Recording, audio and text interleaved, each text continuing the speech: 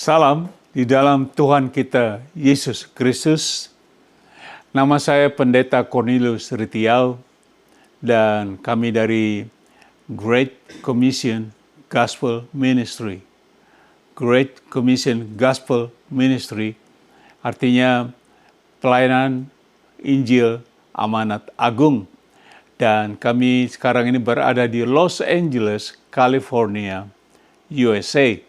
Amerika Serikat.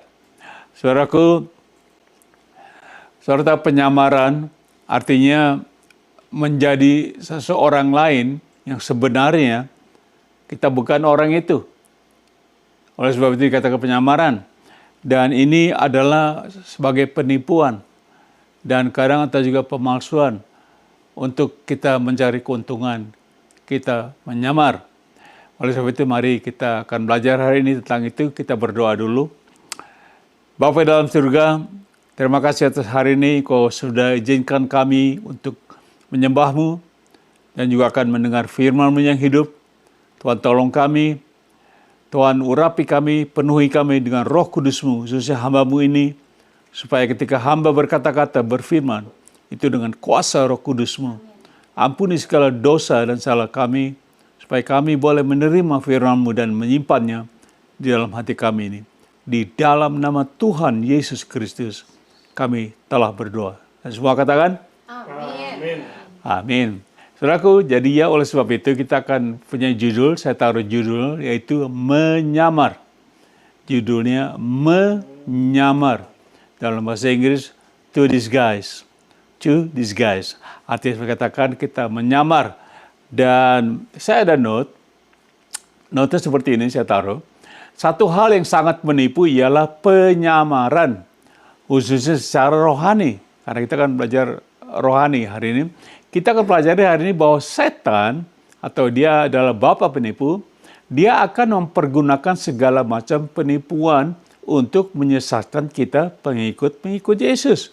Jadi kita harus lebih berjaga-jaga lagi, khususnya di hari akhir zaman ini, di mana setan sangat merajalela untuk membinasakan kita.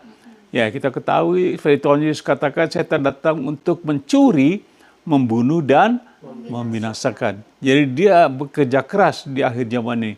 Coba kita lihat poin nomor 1. Penipuannya itu kita mulai dengan antikristus. Antikristus. Antichrist dalam bahasa Inggrisnya. Saya ada note yang seperti ini kita taruh. Antikristus adalah manusia. Nah, dia adalah manusia, saudaraku. Dia bukan malaikat. Antikristus adalah manusia yang bertujuan untuk menggantikan Yesus Kristus sebagai Tuhan dan juru selamat manusia. Antikristus diutus dan diberi kuasa oleh setan untuk melakukan kejahatan-kejahatan di bumi ini. Sifat dan tujuan dari antikristus ialah penyesatan. Dia ingin menyesatkan kita. Coba kita baca kitab Wahyu pasal 13 ayat 1, 2, 6, 8 menjelaskan tentang antikristus di sini. Lalu aku melihat seekor binatang keluar dari dalam laut. Ini simbol dari antikristus, binatang ini. Bertanduk 10 dan berkepala 7. Di atas tanduk-tanduknya terdapat 10 mahkota dan pada kepalanya tertulis nama-nama hujat. Nah, kita tidak akan pelajari semua simbol ini, tapi kita akan pelajari tentang penyesatan saya. Sebab ayat berikutnya kedua dikatakan binatang atau antikristus yang keluar itu serupa dengan macan tutul dan kakinya seperti kaki beruang dan mulutnya seperti mulut singa dan naga atau setan. Naga itu setan, tadi binatang itu antikristus ya. Naga, setan itu memberikan kepadanya kekuatannya dan tahtanya dan kekuasaannya yang besar. Luar biasa, jadi dia ini diberi kuasa oleh setan. Coba kita lihat ayat 6-nya. Ayat 6 berkata, lalu ia membuka mulutnya, artinya antikristus ini, untuk menghujat Allah, menghujat namanya, dan kemah kediamannya, dan semua mereka yang diam di surga. Ayat 7 dikatakan seperti ini. Dan ia, antikristus ini, diperkenankan oleh setan. Dia diperkenankan oleh setan untuk berperang melawan orang-orang kudus atau Kristen dan untuk mengalahkan mereka. Dan kepadanya diberikan kuasa atas setiap suku dan umat dan bahasa dan bangsa. Wow, ini kuasa diberikan oleh setan kepada antikristus ini. Coba kita ayat 8. Dan semua orang yang diam di atas bumi akan menyembahnya. Luar biasa. Yaitu setiap orang yang namanya tidak tertulis sejak dunia dijadikan di dalam kitab kehidupan dari anak domba Yesus yang telah disembelih. Luar biasa. Jadi semua orang kecuali kita orang-orang Kristen akan menyembah antikristus ini. Luar biasa, saudara, akan terjadi, saudaraku. Dengan akhirnya zaman ini kita akan melihat dia akan keluar, tapi ya nanti pelajarannya lain lagi. Coba 1 Yohanes 2 ayat 18 dan 22.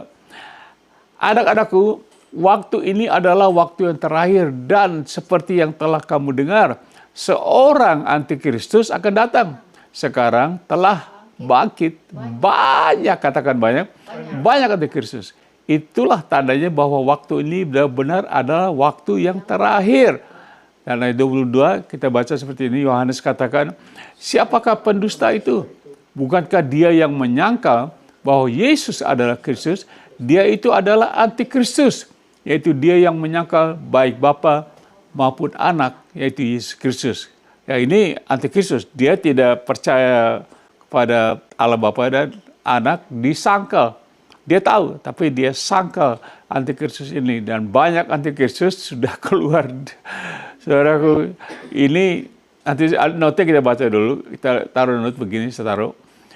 Firman ini dengan jelas sekali mengatakan bahwa para pendusta, baik secara kepercayaan dan pengajaran, ialah mereka yang menyangkal Bapa di sorga dan Yesus Kristus sebagai Tuhan dan Juru Selamat. Dan contohnya adalah agama-agama yang dikuasai oleh setan. Saudara tahu ada banyak agama di bumi ini. Kalau saya perhatikan, saya ini seorang penginjil, kami berbicara dengan orang yang beragama. Banyak antara mereka yang menyangkal Tuhan Yesus dan juga Bapa di surga. Totally mereka menyangkal, yang tidak percaya. Bahkan mereka kadang-kadang membenci orang Kristen dan Tuhan Yesus. Coba kita baca 1 Yohanes 4 ayat 3 seperti ini. Dan setiap roh yang tidak mengaku Yesus tidak berasal dari Allah. Roh itu adalah roh antikristus. Dan tentang dia telah kamu dengar bahwa ia akan datang sekarang ini. Ia sudah ada di dalam dunia ini. Wow. Bahwa dia akan datang dan sekarang ia sudah ada di dalam dunia. 2 Yohanes 1 ayat 7 mengatakan seperti ini. Saudaraku, kita baca. Sebab banyak penyesat telah muncul dan pergi ke seluruh dunia. Berapa banyak? Banyak penyesat pergi ke seluruh dunia yang tidak mengaku bahwa Yesus Kristus telah datang sebagai manusia. Itu adalah si penyesat dan antikristus. Saudaraku, sekarang dunia ini lagi tegang nih, penuh dengan antikristus, orang-orang semacam ini. Saya melihat, kami di Amerika juga melihat banyak ya. Saya taruh note seperti ini. Menurut Alkitab, siapakah penyesat itu? Penyesat adalah mereka yang tidak percaya bahwa Allah telah menjadi manusia, yaitu Yesus Kristus. Tetapi mereka percaya kalau setan bisa menjelma menjadi gondoruo. Ini nggak percaya Allah bisa menjadi manusia, setan jadi gondoruo, mereka percaya. Betul ya, kita orang Indonesia percaya itu ya. Jadi lucu ya. Coba kita baca Matius 24, 4-5 ini, Tuhan Yesus berkata, jawab Yesus kepada mereka, murid-muridnya, waspadalah supaya jangan ada orang yang apa? Menyesatkan kamu. Ayat 5 dikatakan oleh Yesus, sebab banyak, orang Jawa bilang banyak, orang akan datang dan memakai namaku, menyamar, ya tidak? Dan berkata, akulah Mesias, Juru Selamat. Dan mereka atau antikristus ini akan menyesatkan banyak orang. Bapak saudara, mungkin Bapak merasakan, itu firman ini bukan buat saya. Iya betul, bukan buat saudara. Tapi saudara tidak sadar bahwa kita melawan roh-roh yang berterbangan di udara. Kita nggak tahu musuh kita. Mereka menyamar, makanya mereka menyamar. Coba saya taruh note seperti ini. Notnya, Yohanes dan Tuhan Yesus mengatakan tentang antikristus ini 2000 tahun yang lalu, lebih dari 2000 tahun yang lalu. Jadi jangan heran kalau di zaman sekarang ini ada banyak sekali penyesat-penyesat yang antikristus sudah berkeliaran di seluruh dunia dan mereka menjadi pemimpin agama, bahkan presiden. Nah, mereka ini menyamar, saudaraku. Ingat pelajaran hari ini, menyamar. Jadi mereka sudah ada. 2000 tahun, Yohanes bilang sudah ada. Tuhan Yesus 2000 tahun ditulis ayat-ayat tadi, sudah ada 2000 tahun. Nah, 2000 tahun kemudian sekarang, kita lihat. Nah, note lagi, saya taruh seperti ini. Saya heran mengapa para penyesat atau antikristus menyamar dengan pura-pura menjadi Yesus. Iya, mereka menyamar, jadi Tuhan Yesus bilang, mereka pakai namaku bahkan. Dan mengapa mereka tidak menyamar menjadi Buddha atau Muhammad atau Siddhartha dan lain-lain semua orang ini untuk menyesatkan banyak orang. Itu berarti kalau Yesus adalah yang asli. Jadinya dia ditiru, diimitasikan atau dipalsukan. Iya tidak? Kenapa mereka tidak menyamar sebagai orang lain? Mengapa mereka menyamar sebagai pemimpin agama yang lain? Tapi kenapa yang dicecerin, bahasa Jakarta, dicecerinnya itu Tuhan Yesus. Disamarin. Oke? Supaya saudara perhatikan. Jadi poin nomor 2, kita akan cepat. Menyamar, poin nomor 2 itu nabi palsu. Nabi palsu. False prophet. Wah, ini lagi lebih gawat lagi. False prophet. Coba kita lihat Matius pasal 7. Ayat 15 dan 20, Yesus berkata, waspadalah terhadap nabi-nabi palsu yang datang kepadamu dengan apa? Menyamar. Seperti domba, yaitu seperti orang Kristen. Ini nabi palsu, mereka nyamar seperti orang Kristen. Tetapi sesungguhnya mereka adalah serigala yang buas. Siapa yang mengatakan ini? Tuhan Yesus. Waspada. Mereka datang menyamar. Coba ayat 20, kita baca seperti ini. Jadi dari buahnya lah kamu akan mengenal mereka. Mereka penyamar dari tindakan, sifat-sifat, gerak-gerik, perkataan, dan lain-lain. Kita mengenal mereka. Jadi kalau saudara tidak benar-benar kenal Tuhan Yesus, susah dibedakan. Dari buahnya lah. Kita lihat orang-orang ini. Amin. Dan kalau Tuhan Yesus bilang katakan, ada, ya mereka ada. Coba Matius 24 ayat 24, Tuhan Yesus juga mengatakan, dia berkata, sebab Mesias palsu dan nabi-nabi palsu akan muncul dan mereka akan mengadakan tanda-tanda yang dahsyat dan mujizat-mujizat. Sehingga sekiranya mungkin mereka menyesatkan orang-orang pilihan juga. Nah, ini Tuhan Yesus yang berkata, mereka Mesias palsu, juru selamat palsu, nabi palsu. Dan kita akan disesatkan dan mereka datang juga menyamar. Jadi susah kita kenal sama mereka. Amin. Coba pertama Yohanes 4 ayat 1 kita baca next. Mengatakan saudara-saudaraku yang kekasih, janganlah percaya akan setiap roh. Setiap orang juga. Tetapi ujilah roh-roh itu. Apakah mereka berasal dari Allah? Sebab banyak apa? Nabi-nabi palsu yang telah muncul dan pergi ke seluruh dunia. Nah, ini ditulis 2000 tahun yang lalu, sejak 2000 tahun. Dikatakan mereka sudah banyak muncul. Dan mereka pergi ke seluruh dunia. Wow, kita dikepung. Kita jadi minoritas karena mereka banyak sekali. Gitu. Coba notin jadi seperti ini, saya taruh notnya. Semua nabi-nabi yang tidak diutus oleh Tuhan Allah dan yang sama sekali tidak percaya dan menerima Yesus sebagai Tuhan, anak Allah dan juru selamat, mereka adalah apa? Nabi-nabi palsu. Jadi saudara perhatikan mereka dari omongan, wah mereka omongannya kacau nih. Kita orang Kristen. Karena mereka tidak percaya Tuhan Yesus. Dan mereka menyamar. Dan mereka tidak diutus. Dan mereka tidak percaya. Jadi artinya saya tulis, jangan apa? Jangan didengerin mereka nih. Jangan saudara terdengar ngobrol, wah kena kita, kena pengaruh. Jadi saudara harus mengenal dari buahnya mereka ini. Coba kita baca Remaja 14 ayat 14. Ini nabi palsu itu, jawab Tuhan kepadaku, para nabi itu bernubuat palsu demi namaku. Aku tidak mengutus mereka, tidak memerintahkan mereka, dan tidak berfirman kepada mereka. Mereka menubuatkan kepadamu penglihatan apa? Bohong. Ramalannya apa? Kosong. Dan tipurkan hatinya sendiri. Nah mereka, nanti saya lihat, nanti kamu. Bohong semua. Semua kosong. Tuhan tidak pernah utus mereka. Tuhan tidak pernah perintahkan mereka. Dari buahnya kita tahu. Mereka orang-orang ini semuanya adalah palsu. Dan mereka ada di sekitar kita. Amin. Coba Wahyu 19 sampai 20. Nah, Tuhan Yesus mengatakan ini nasib dari nabi palsu dan juga dari antikristus. Akhirnya kita menang, saudara. Amin. Amin. Kita menang. Coba ini ayat Wahyu ini Tuhan Yesus tulis Tuhan Yesus. Karena Wahyu adalah wahyu daripada Tuhan Yesus ya. Nah, antikristus dan nabi palsu akan ditangkap. Mereka akan dibuang ke api neraka. Coba baca. Dan aku melihat binatang itu. Ini Yohanes melihat binatang antikristus tadi. Ingat binatang tadi. Dan raja-raja di bumi serta tentara-tentara mereka telah berkumpul untuk melakukan peperangan melawan penunggang kuda itu dan tentaranya. Siapa penunggang kuda itu? Tuhan Yesus.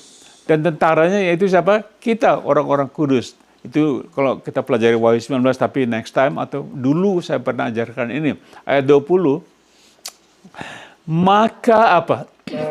Tertangkaplah binatang itu. Siapa binatang itu? Antikristus itu. Dan bersama-sama dengan dia, nabi palsu. Baca keras. Keduanya dilemparkan hidup-hidup ke dalam lautan api yang menyala-nyala oleh belerang. Segini. Itulah nasib mereka. Akhirnya mereka ditangkap, dibuang ke neraka, saudaraku. Siapa? Antikristus ini, nabi palsu. Biar kita bilang hebat-hebat, kalau hebat akhirnya ke neraka, buat apa ya? Mendingan gak hebat tapi masuk surga. Ya, coba kita akan cepat, poin nomor 3. Menyamar poin nomor 3, rasul palsu. Rasul palsu. False prophet apa? Artinya maksudnya ada rasul palsu, ada saudaraku. Kita baca 2 Korintus 11, ayat 13 sampai 15. Dituliskan oleh Rasul Paulus, sebab orang-orang itu adalah apa? Rasul palsu, pekerja-pekerja curang yang menyamar sebagai rasul-rasul Kristus. Ini udah palsu, mereka nyamar sebagai rasul-rasul Kristus. Kenapa nggak nyamar sebagai rasul-rasulnya yang lain, rasul Buddha rasul Hindu apa tapi rasul Kristus disamarnya. Kita ini jadi kehidupan pulung gitu ya. Coba ayat 14. Dikatakan seperti ini, hal itu tidak usah mengherankan. Sebab apa? Iblis pun menyamar sebagai malaikat terang. Kalau biangnya menyamar, ya anak buahnya juga menyamar semuanya ini. Mereka menipu kita. Mereka nggak ada kuasa apa-apa, pandainya menyamar. Siasatnya hanya menyamar. Jadi menyamar kan penipuan. Ya. Coba ayat 15, katakan seperti ini. Jadi bukanlah suatu hal yang ganjil jika pelayan-pelayannya menyamar sebagai pelayan-pelayan kebenaran. Kesudahan mereka akan setimpal dengan perbuatan mereka. Jadi ya nanti satu kelak mereka akan ikut biangnya, masuknya ke neraka semua. Saya taruh note dengan cepat, kita baca. Setan bisa menyamar menjadi rasul-rasul Tuhan Yesus, bisa nggak? Bisa. Dia bisa menyamar juga menjadi kuntilanak, kunduru, jadi jin dan sebagainya. Itu setan menyamar. By the way, orang mati, dengar saya baik, orang mati tidak bisa menjadi setan. Orang udah mati jadi setan, nggak bisa. Karena setan itu malaikat yang jahat. Ya, dan orang adalah manusia, bukan setan. Orang mati, dia mati sebagai orang. Dia tidak bisa jadi setan. Jadi kalau saudara lihat gondoruo, lihat kuntilanak, itu setan yang menyamar. Oh, saya lihat dia jadi...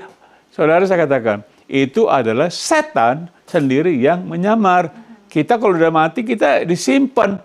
Disimpan sampai satu kali, kelak kita akan diadili. Waktu akhir zaman.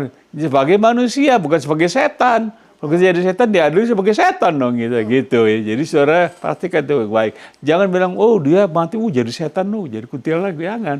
Setannya setan, manusia, oke? Poin nomor 4, supaya hanya penjelasan supaya saudara dengar. Nah, nomor 4 itu hamba palsu, false servant, hamba palsu. Kita baca Matius 7, 22-23, dikatakan seperti ini, Tuhan Yesus ini berbicara, bukan setiap orang yang berseru kepadaku, Tuhan, Tuhan, akan masuk ke dalam kerajaan sorga, melainkan dia yang apa? Melakukan kehendak Bapa-Ku di sorga. Jadi saudara, yang penting sini kita melakukan kehendak Bapa di sorga. Ayat 22, Tuhan Yesus katakan seperti ini, pada hari terakhir, ya, sekarang ini Tuhan Yesus berkata ini 2000 tahun yang lalu, dan kita 2000 tahun kemudian, dari hari ini berlaku. Dikatakan pada hari terakhir banyak orang berseru kepadaku, Tuhan, Tuhan. Hari terakhir, ya. Bukankah kami bernubuat? Wah, hebat. Demi namamu. Dan mengusir setan demi namamu. Pakai nama Tuhan Yesus. Dan mengadakan banyak mujizat. Demi namamu juga. Wah, mereka berkata, kita hebat. Kita bisa mengusir segala setan demi nama Tuhan. Tapi ayat 23, kita baca baik-baik. Pada waktu itu, itulah aku, Tuhan Yesus, akan berterus terang kepada mereka dan berkata, aku tidak pernah mengenal kamu. Enyahlah daripadaku. Kamu sekalian pembuat kejahatan. Nah, ini diusir mereka ini. Padahal mereka para hamba-hamba Tuhan. Tapi kok diusir sama Tuhan Yesus? Kita baca notnya seperti ini saya taruh. Supaya jelas. Salah satu kehendak Bapa di surga yang penting ialah memberitakan Injil. Itu salah satu kehendak Bapa. Saudara baca Lukas 4:43. Tuhan Yesus berkata, untuk inilah aku diutus. Yaitu dia pergi memberitakan Injil. Kehendak Bapa diutus. Orang-orang ini bernubuat, mengusir setan dan mengadakan banyak mujizat, tetapi mereka ini sama sekali tidak berkata bahwa mereka memberitakan Injil kerajaan. Kami mengusir setan, kami mengadakan mujizat dan sebagainya, dan juga kami memberitakan Injil. Itu tidak dilakukan. Makanya Tuhan Yesus bilang, wah ini salah wesel ini orang-orang. Makanya Tuhan Yesus bilang, pergi kamu diusir. Kamu yang membuat kejahatan. Berarti mereka, coba kita baca notnya. Notnya begini, saya taruh sekali. Yesus terus terang berkata, aku tidak pernah mengenal kamu. Artinya orang-orang ini bukan murid-muridnya yang dia utus. Mereka pergi nyelonong aja. Tuhan Yesus bilang, saya gak kenal kamu. Bukan Tuhan Yesus. Coba notnya selanjutnya, yang nomor 3. Enyahlah daripadaku, kamu sekalian pembuat kejahatan. Berarti mereka pesuruh-pesuruh setan. Karena apa setan? Tadi berbuat jahat. Dan mereka pembuat kejahatan. Iya dari setan. Dan menyamar sebagai murid-murid Yesus. Ngerti? Mereka dari setan. Tuhan Yesus bilang kamu pembuat kejahatan. Tuhan Yesus tahu. Luar biasa Tuhan Yesus. Hati-hati saudaraku ya. Amin. Amin. Nah, poin terakhir, poin nomor 5. Yaitu guru palsu. Guru palsu. Kita bicarakan soal menyamar. False teacher. False teacher. Kita baca 2 Petrus. Sabar selesai. Ini poin 5, poin terakhir. Sebagaimana nabi-nabi palsu dahulu tampil di tengah-tengah umat Allah, demikian pula di antara kamu dan antara kita ini akan ada guru-guru palsu. Mereka akan memasukkan pengajaran-pengajaran sesat yang membinasakan. Bahkan mereka akan menyangkal penguasa itu siapa? Tuhan Yesus yang telah menebus mereka. Dan dengan jalan demikian mereka segera mendatangkan kebinasaan atas diri mereka sendiri. Akhirnya sial-sial sendiri. Ini nabi palsu ini mereka sifatnya menyesatkan, pengajaran palsu, guru-guru palsu. Saudaraku, sekarang mereka ini masuk ke gereja-gereja, masuk ke rumah ibadah, berkhotbah. Oh, nama Tuhan Yesus sebut, tapi mereka adalah guru palsu. Kalau palsu, pengajarannya palsu. Bukan sesuai dengan Alkitab. Hati-hati saudaraku. Coba poin nomor ayat 2-nya mengatakan seperti ini. Banyak orang akan mengikuti cara hidup mereka yang dikuasai hawa nafsu, dan karena mereka jalan kebenaran akan dihujat. Luar biasa. Diikutin orang-orang yang dibohongin, bahasa Jakarta bilang dikibulin. Orang sekarang sebenarnya exciting, wow kita senang, ini dibohongin. Coba ayat 3 mengatakan seperti ini. Dan karena serakahnya guru-guru palsu itu akan berusaha apa? Mencari untung dari kamu. Nah ini mereka. Saya ingat, wah Pak, saya tarifnya segini. Saya segini Pak, bayarannya saya, wah. Jadi melayani itu kalau nggak dibayar bukan pelayanan. Oh saya, bagaimana hidup saya kalau nggak ada pelayanan nggak hidup. Jadi kok mencari uang, cari untung. Yang dicari jemaat-jemaat Kristus. Itu saja. Dan karena serakahnya guru-guru palsu itu berusaha. Mereka berusaha mencari untung dari siapa? Dari kamu, dari kita. Dengan cerita-cerita isapan jempol mereka. Dibohongin. Tetapi untuk perbuatan mereka itu hukuman telah lama tersedia. Dan kebinasaan tidak akan tertunda. Mereka ada nanti upahnya. Biangi dia ikuti ke neraka semua.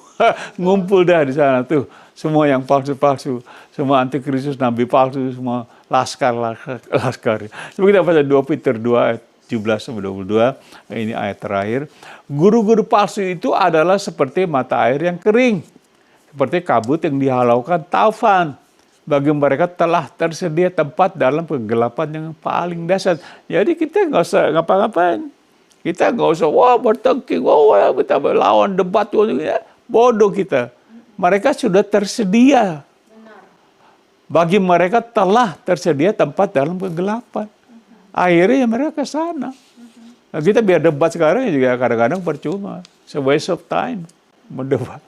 Ayat 18 kita baca terakhir. Katakan, sebab mereka mengucapkan kata-kata yang congkak dan hampa. Baca ini. Dan mempergunakan apa? Hawa nafsu apa? Cabul. Untuk memikat orang-orang yang baru saja melepaskan diri dari mereka yang hidup dalam kesesatan. Baru orang bertobat gini, masuk gereja dibohongin sama guru-guru ini. Dibohongin dengan hawa nafsu cabul. Banyak ke dalam gereja? Iya, pendetanya sampai juga ikut bercabul. Nah kita tahu pendeta yang ikut bercabul itu bukan pendeta. Dia siapa? Guru-guru palsu. Yang menyamar. Karena menyamar sebagai domba. Coba saya taruh note seperti ini, kita akan selesai. Palsu artinya penyamaran dari yang asli untuk menyesatkan orang-orang benar yang hatinya tulus. Guru-guru palsu mengajar hal-hal yang kedengarannya bagus, tetapi menjauhkan kita dari Tuhan Yesus sehingga kita tersesat, celaka kita ngikut tempat. Itu guru palsu. Amin. Aplikasinya apa? Saya sudah selesai. 1. Antikristus sampai lebih palsu, rasul-rasul palsu, hamba-hamba palsu, dan guru-guru palsu sudah ada di dunia ini dan mereka akan terus ada sampai akhir zaman. Dan mereka adalah penyamar dan penyesat manusia yang sangat jahat. Mereka menyamar dan juga menyesatkan. Nomor 2. Aplikasi. Jadi untuk mengetahui mereka yang palsu ini kita harus sungguh-sungguh mengenal yang asli, yaitu Tuhan Yesus Kristus. Mengapa saya katakan Tuhan Yesus adalah yang asli? Karena yang palsu ini menyamar sebagai Tuhan Yesus. Mereka menyamarnya cuma satu aja. Kalau nggak Tuhan Yesus, murid-murid mereka nyamar. Bagi kita orang Kristen, berarti kita yang benar. Kita yang disamar. Make sense gitu? Ya, jadi mereka menyamar sebagai Tuhan Yesus, malaikat-malaikat terangnya, nabi-nabinya, guru-gurunya, hamba-hambanya, dan sebagainya. Semua yang terikat dengan Tuhan Yesus disamar sama mereka.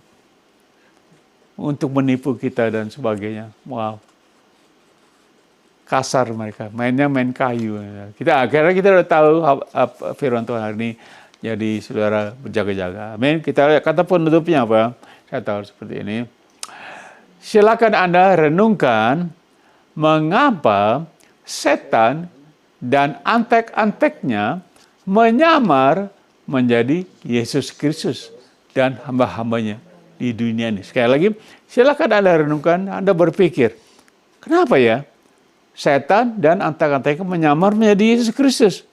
Pasti ini ada kebenaran dalam Yesus Kristus dan juga hamba-hambanya dalam dunia ini. Amin. Amin. Saudaraku, Setelah mendengar doa ini, maksudnya khutbah ini, saya berterima kasih. Kita akan berdoa untuk sebagai penutup dari semua firman ini. Kita akan berdoa bersama-sama. Kalau Anda belum menerima Tuhan Yesus sebagai Tuhan dan Juru Selamat, Anda dibohongin, dikibulin. Anda termasuk golongan mereka yang menentang Tuhan Yesus. Dan akhirnya Anda akan ada di mana? Neraka. Ikuti mereka, dibuang semua ke neraka. Jadi Anda berdoa bersama saya untuk Anda menerima Tuhan Yesus. Doanya seperti ini, ulangi doa saya, oke?